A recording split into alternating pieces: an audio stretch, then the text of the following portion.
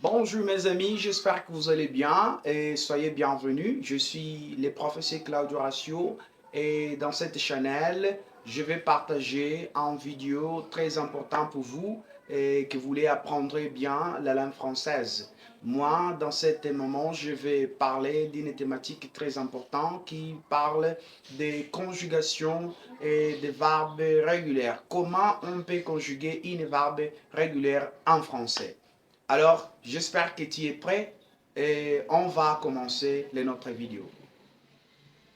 Yes, je parle français. No, I don't speak English. I don't speak English. Okay, is it correct? أنا تتكلم اللغة الفرنسية. نعم، أتكلم اللغة الفرنسية. السلام عليكم، اسمي كلاخو جوراسيو. أنا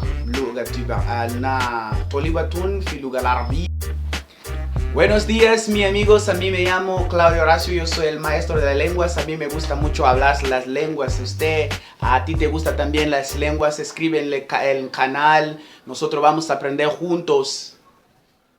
Premièrement, je voulais dire que pour apprendre de conjuguer bien les verbes réguliers, il faut de connaître la règle de conjugation des verbes réguliers. Parce qu'en français, il y a la règle qu'on doit suivre quand on voulait conjuguer bien les verbes réguliers. Oui. Et on va parler du verbe parler. Oui, le verbe parler en portugais, on dit falar. Alors, on va regarder comment on peut conjuguer ces mêmes verbes parce que c'est un verbe de premier groupe. Les verbes de premier groupe, premièrement, on doit savoir qui finit avec la termination ER. ER, c'est l'infinitif des verbes.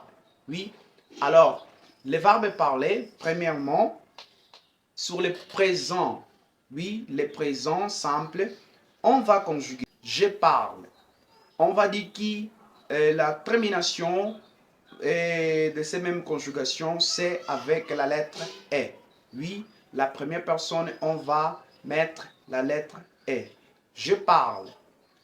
Tu parles. Oui, la deuxième personne, on va mettre la lettre ES. Oui, et ici, il parle. Il parle, on va mettre la lettre E. Alors, on dit que cette verbe, c'est verbe régulier parce qu'il ne change pas l'expression qu'en anglais, on dit the root of the verb. En portugais, on dit à raíz du verbe. Ok, en français, il ne change pas.